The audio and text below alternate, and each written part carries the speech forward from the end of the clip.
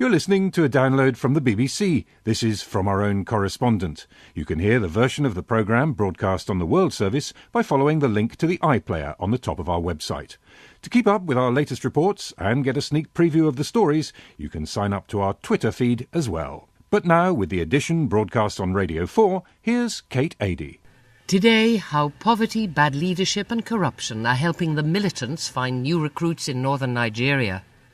Why Italy's working for a new relationship with Libya after the death of Colonel Gaddafi. A train journey through southern Africa offers glorious scenery, but also a close-up of poverty and hardship. And we take shelter from the cold in Vienna, in the cafe where Leon Trotsky was a regular. An Air Force barracks, a police station and an army checkpoint are among the latest targets attacked by gunmen in the northeast of Nigeria. Police there say the insurgent group, known as Boko Haram, is responsible for this week's violence, in which at least 6 people lost their lives. The militants say they're fighting to impose Sharia law in this country of 160 million, roughly split between Christians and Muslims. They've been blamed for dozens of bombings and shootings in the northern semi-desert regions of Nigeria. And Andrew Harding tells us the insurgents now enjoy considerable support among sections of the population dissatisfied with their rulers. It's pitch dark and we're driving down an empty Nigerian motorway at high speed. The motorway's brand new and, judging from all the swerving we're doing, not quite finished. I start imagining a half-built bridge emerging from the gloom. Instead, abruptly, there's a big intersection on the outskirts of the capital, Abuja. No traffic lights, no clear right-of-way, but lots of approaching headlights. Our driver, Kendi, grunts and accelerates. Welcome to Nigeria, a hurtling place, allergic to half measures. Economic growth, oil, traffic, terrorism, music, corruption, everything here seems larger and usually louder than life. We've just come from a small city called Jos, about 5 hours' drive from Abuja. I counted more than 20 police and army checkpoints on the way. Some big and quite reassuring, others nothing more than a branch on the road, an oil lamp, long shadows and guns pointing at the bonnet. All this is part of the Nigerian government's big, expensive new security operation across the north of the country, an attempt to crush an increasingly deadly militant Islamist group called Boko Haram. The group has been around, on and off, for the past decade and consists, in a magpie sort of way, of all kinds of grudges, causes and aims. Boko Haram seems to have forged links with Al-Qaeda's affiliates in the region. It's attacked churches and called for all Christians to leave northern Nigeria. But its main target is the state itself, and particularly the heavy-handed police. It's mining a rich seam of frustration about poverty, bad leadership and corruption. Which is why Boko Haram is evidently finding it so easy to fill the power vacuum and to recruit in the dusty, impoverished towns of the north. For years, the city of Jos has been at the heart of the complicated tensions between north and south, Christians and Muslims, and a variety of competing tribes. It's a noisy, cluttered place, set on a high plateau surrounded by volcanoes and dark, eccentric rock formations. We found a church packed with families seeking sanctuary from Boko Haram. They just arrived en masse from a nearby town, looking surprisingly well dressed but extremely anxious. "The Muslims don't want us there," said one woman. "After the shooting started, we ran." "Surely not all Muslims," I suggested, but the group's leader, a reverend, declared that the whole religion was to blame for not condemning Boko Haram loudly enough.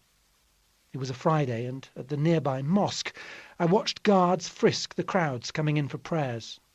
"Of course we condemn Boko Haram," said the community spokesman. "After all, they've killed more Muslims than Christians. But the militants are a symptom of our problems here.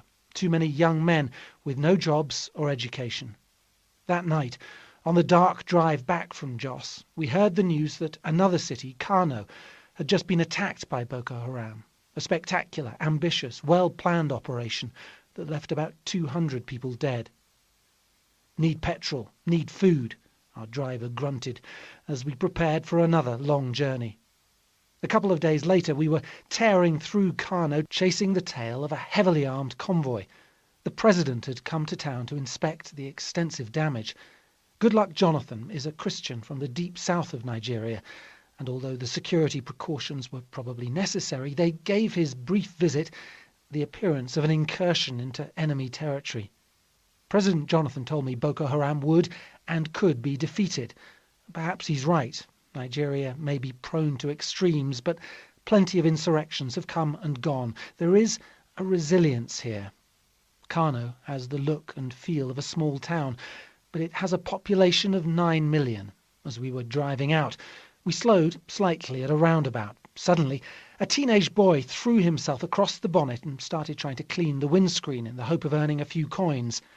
True to form, our driver accelerated and swerved, sending the boy sliding off the side to land on his feet like a gymnast on the road behind us. And that's Andrew Harding. It's 100 years now since Italian troops marched into Libya, claiming they were liberating the then tiny population from the yoke of the Ottoman Empire. Today, the Italians have their eyes on Libyan oil and gas, while the new rulers in this North African country are looking across the Mediterranean for help in rebuilding their shattered nation. David Willey in Rome says the fall of Colonel Gaddafi has provided Italy with an opportunity to revamp its relationship with its former colony. The links between Italy and its former North African territory go back not only to the brief 36 years of colonial rule at the beginning of the 20th century, but to a much remoter past, nearly 2 millennia to be exact.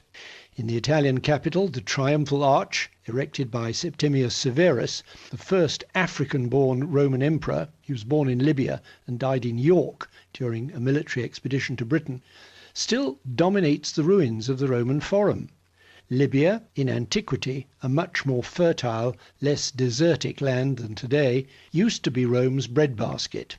When Mario Monti, Italy's new technocrat prime minister, spent a day in Tripoli last month attempting to sort out future relations with Libya's new transitional government, he presented the Libyans with an ancient marble bust of Domitilia, the wife of yet another Roman emperor, Vespasian.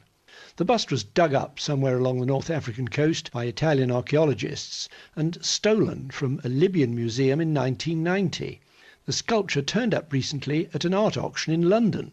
It was recognised by a vigilant policeman specialising in art theft, and it's now been returned to its rightful owners as a kind of pledge that the Italians want good relations with the new Libya. Classical archaeology was used as a propaganda weapon by the Italians when they first occupied Cyrenaica and Tripolitania at the beginning of the 20th century, and this continued after Libya became their colony during fascist rule. Mussolini wanted to reoccupy the North African lands which for centuries had formed the southern boundary of the Roman Empire. The first systematic excavations at the site of Septimius Severus's birthplace, Leptis Magna, took place during those years. The vast honey-coloured stone remains of Leptis on the Mediterranean shore, visited only by handfuls of official guests during the Gaddafi years, are one of the wonders of the Mediterranean. But of course, Italy's main interest today isn't in helping the Libyans protect their archaeological heritage and treasures. It's about trade and about oil and natural gas. Before the Benghazi uprising last year, Italy had a cosy commercial relationship with Colonel Gaddafi. Eni, Italy's state-owned oil company, enjoyed valuable long-term oil concessions, both in the Sahara Desert and, for the future, offshore, and 25% of Italy's oil and gas needs were supplied by her former colony. A treaty of eternal friendship had been signed between Silvio Berlusconi and Muammar Gaddafi in 2008. The Italians publicly apologised for their misdeeds of an earlier era, when tens of thousands of Libyans, no one knows exactly how many, died in concentration camps or were massacred by Italian troops during land grabs in North Africa. The core of the treaty was an Italian promise to build and pay for a new superhighway across the Libyan desert, all the way from Tunisia to Egypt. Well, all this fell apart during Libya's Arab Spring. The Friendship Treaty became a dead letter after NATO's bombing raids flew out of Italian military airfields. Italy's embassy in Tripoli was burned and trashed by Gaddafi mobs. Now, very slowly and tentatively, relations are being restored. Paternalism isn't the order of the day, a senior Italian diplomat told me. The Monti government has held out a hand of friendship, offering assistance in many fields, including the training of Libya's future security and police forces. 100 Italian military trainers will leave shortly for Tripoli, and in addition 250 Libyan soldiers will be trained here in Italy in border control duties. During Mr Monti's recent brief stay in Tripoli, the transitional government made it clear that they have many needs. They lack helicopter pilots, and Italy's civil aviation department is already training Libyan air traffic controllers. There's no proper firefighting service, and the Coast Guard's search and rescue service needs reorganising. The Libyans have also asked the Italians for help in reforming their legal system. Over 1,000 war wounded are to be treated in Italian hospitals. 15 vehicles have been shipped to Tripoli to patrol the pipelines, bringing Libyan crude from the desert to the coast for shipment. A big Italian trade delegation is to visit Tripoli soon. But the watchword is slowly, slowly. The bombastic public diplomacy led by Silvio Berlusconi and Muammar Gaddafi, when the Libyan leader pitched his tent in a Rome park and Gaddafi brought over some prize Arab steeds for an equestrian display and asked a local escort service to arrange for him to meet groups of young Italian women. That's all over. Italian diplomats realise they have to act tactfully and to avoid pressuring the new leadership in Tripoli. The interesting thing is that they tend to communicate in English, not in Italian. Although many Libyans have a knowledge of the language they picked up from watching Italian TV or listening to Italian radio, English is the foreign language of the future in the new Libya. David Willey in Rome. Now France, like Britain, once had a far-flung overseas empire. Its culture was carried to all four corners of the world. But again, like Britain, France lost control of most of its former territories and has found it hard to come to terms with its imperial past. The links between France and Indochina, the region which now consists of Vietnam, Cambodia and Laos, have proved particularly long-lasting. Even after the end of France's empire in Asia, people and ideas continued to travel back and forth across the world. And today there is still a corner of a French field that is forever Indochina. Chris Bockman has been to the small town of Saint-Livrade to try to understand why. First, a brief history lesson. In the 1950s, like Britain, France saw its overseas colonial empire begin to unravel rapidly. France's far eastern colony, Indochina or Indochine, was no exception. In the mid-1950s, the French packed their bags and left in a hurry. However, thousands of local residents who had worked for the French colonial administration or had married French citizens were considered traitors by much of the local population, and their lives were in danger. So Paris allowed some of them to come to France. They were called the French expatriates of Indochina. 1,200 of them were brought over by boat and were told they could stay in a run-down former army camp near the small town of Saint-Livrade in southwest France. The living conditions were bad. Cramped, sanitation and heating nearly non-existent, and the new residents faced severe restrictions on their movements so as not to antagonize the local population. It was all supposed to be temporary, just for a few months, until something better was found. Except nearly 60 years later, they're still there. To be precise, 30 of the original residents are still there. They're now in their late 80s and 90s. The rest have died and their children have moved on and made their own lives. The local French population referred to the camp as Vietnam sur Lot, or Vietnam on the River Lot. The camp had its own Asian shops and restaurants on base, and while the children were taught in French, the adult refugees spoke Vietnamese, and the remaining survivors still do. But interestingly, whatever language they used, all took French names. The hundreds of families lived in rows of long, narrow, grey, low-ceilinged concrete buildings that resemble farm outhouses more than homes. Most are now abandoned except for the last 30 families still there. And when you go inside the homes, you're hit by two distinct sensations. One, that you're clearly somewhere in Asia, and secondly, that you've been thrown back to another era when France had an empire. There are photos of French soldiers parading proudly in Indochina. hats on the wall of the kind once worn by French colonial officials. It's the same feeling one gets when visiting, say, a British expatriate club in some parts of East or Southern Africa, with models of Spitfires and big game hunting trophies on the wall. 91-year-old Émile Lejeune, who spent 7 years in jail in Indochina for fighting alongside the French, is still bitter about what happened to him. Surrounded by Buddha statues, he says there was never any effort to integrate the Indochina expatriates into French life. He told me integration was a dirty word back then, and the only solution for them was to adapt to the new situation and not kick up a fuss. The men went to work in local factories and the women in the fields nearby, but contact with the French was kept to a minimum. Another of the original survivors is Pierre-Charles Manicon. When I meet him, he's watching Vietnamese TV thanks to a satellite dish. When he arrived, he told me, his family of 10 were housed in 2 rooms and shared outdoor toilets with other families. Contact with the outside world was strictly controlled until the 1970s. He tells me the French people are no better or worse than anyone else, but the French state had let the Indochina expatriates down. Health and safety in the camp had never been a priority until 2004, when one of the elderly residents died in a house fire because of faulty electricity. The French authorities finally decided it was time to act.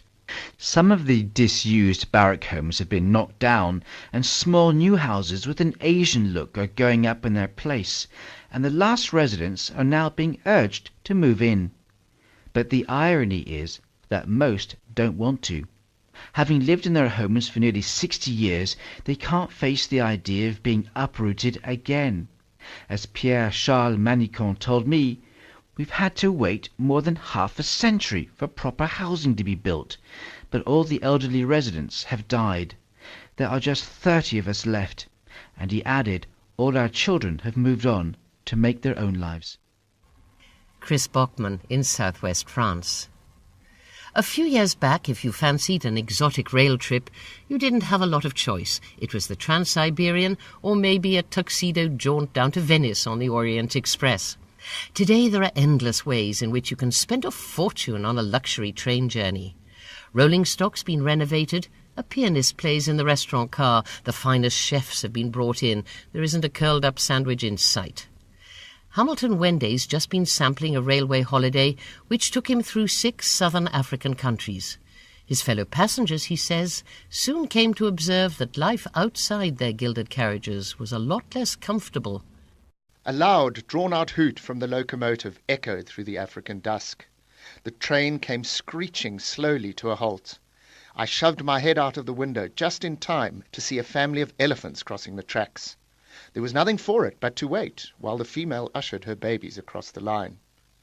That single, unexpected moment at sunset on the border of Hwange National Park in Zimbabwe epitomized the allure of our journey through Africa. My fellow passengers were mostly older, retired Europeans and Americans, and our train had air-conditioned private cabins and bathrooms, a bar and a dining car. The rolling stock was a trip into nostalgia.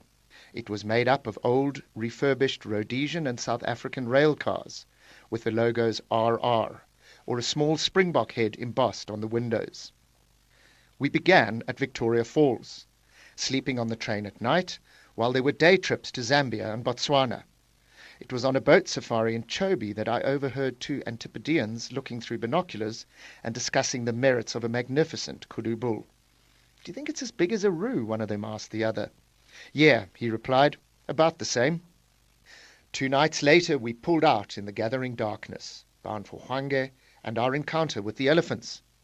From there it was a long, slow voyage on steel through Bulawayo, Matobos, then across to Gweru and down to Mashvingo, and onto the ruins of the ancient city of Great Zimbabwe. At every stop on our journey, curious and largely poor Africans came to stare at the gleaming magnificence of our train. The irony of this was not lost on our largely rich tourists. They were shocked to see the extremes of wealth and poverty that exist. Zimbabwe is a country known for the intransigence of its aging President Robert Mugabe. Some in the West even object to travelling there as tantamount to supporting his regime. And yet, all the Zimbabweans, black and white, I met, disagreed. They welcomed visitors. As a result of a political agreement after the elections in 2008, the ruling party no longer controls the finance ministry. The economy is slowly recovering after years of hyperinflation, and tourism is key to creating jobs for people who have no other choice for the moment but to accept President Mugabe's rule. At 3 o'clock one morning, we crossed the Limpopo River into South Africa. From there, we headed east to the beaches of Mozambique, then on further south to the Ezulwini Valley of Swaziland, and all the way north to Johannesburg. The sheer logistical challenges of a luxury train travelling through altogether nearly 4,000 miles of southern Africa provided continuous surprises and delays. A railway strike in Zimbabwe meant that reaching the remote station at Dete was no guarantee that we would be able to continue on the next section to Bulawayo. A derailment on the line ahead in South Africa meant that we were diverted to run through spectacular scenery along the edge of the famous Kruger Park. Uncertain departures, surprising arrivals, and unexpected detours all added to the fascination of the trip. Africa became part of the experience for the passengers. The poverty of local people in all the countries we visited was hard for them to comprehend. At the tiny siding of Somabula in Zimbabwe, they clubbed together to buy sports equipment for the local primary school. At other stops, they gave money or small gifts to the children who crowded around the carriages. As the train rolled on through the vastness of the landscape, they began to understand something of the paradox of both beauty and hardship that defines this continent. This has been a life-changing experience, more than one of them said to me along the route. And so it was, a voyage of unforgettable impressions. The breathtaking grandeur of the Victoria Falls, the turquoise wideness of the Indian Ocean, the lichen-covered boulders surrounding Cecil Rhodes's grave in Matobos, or simply lying in bed as we clickety-clacked through the darkness and watching the moon through the train window shimmering over the bushveld. Near Johannesburg, on the last day of our trip, we were passing an empty field when I spotted a young boy smiling and waving furiously through the long green grass. There is something about travelling on a slow, clunky train that makes people want to wave at you. And knowing that, I waved back, sorry that our journey had come to an end. And that's Hamilton Wende. Think of Vienna and the mind conjures up the music of Strauss and architecture appropriately imposing for a city which was once the capital of a powerful empire. You also think about cafes and cakes. UNESCO certainly has those cafes on its mind. It recently added Viennese coffee house culture to its list of intangible items of cultural heritage. It said that the tradition of cafes in the Austrian capital was distinctive, citing their very specific atmosphere. It added that they were places, and I'm quoting here, where time and space are consumed, but only the coffee is found on the bill. Bethany Bell's been considering what exactly it is which makes a Viennese cafe so special. Not long ago I went to a little cafe close to where I live in Vienna. It's a place I drop into from time to time, but which I hadn't visited for a couple of years. As I walked through the door, the server behind the gleaming glass counter turned to greet me. "Grüß Gott," I replied, and smiled at her. For a moment she looked at me very sternly, her brow furrowing. I half expected her to tell me off for disturbing her work at the espresso machine. Then she spoke. "You want a mélange with extra hot milk and not too much foam." She had remembered exactly how I take my coffee, mélange being a Viennese variation on the cappuccino. I love cafes. Whenever I travel, it's always a pleasure to discover where the locals go to drink coffee or tea and hang out. But it can't be denied that in Vienna, cafe culture has been developed into a high art.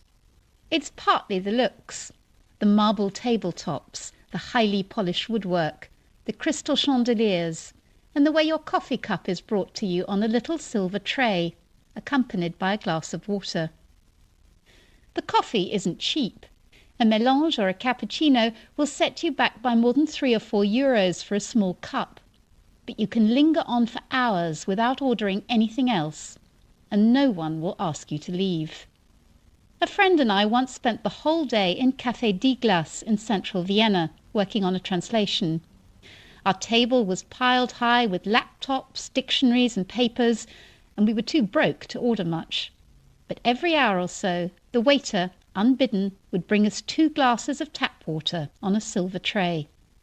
They do it to show you're welcome to stay, my friend said. The practice, she told me, dated back to Vienna's housing crisis in the 19th century. If you were cold and had nowhere to go, you could always take refuge in a cafe. The heyday of Vienna's coffee houses arguably came in the late 19th and early 20th century, when they were at the centre of the city's burgeoning intellectual and cultural life. They hosted figures like Freud, Klimt, Herzl and the young Wittgenstein, and were the scene of arguments and intense debate.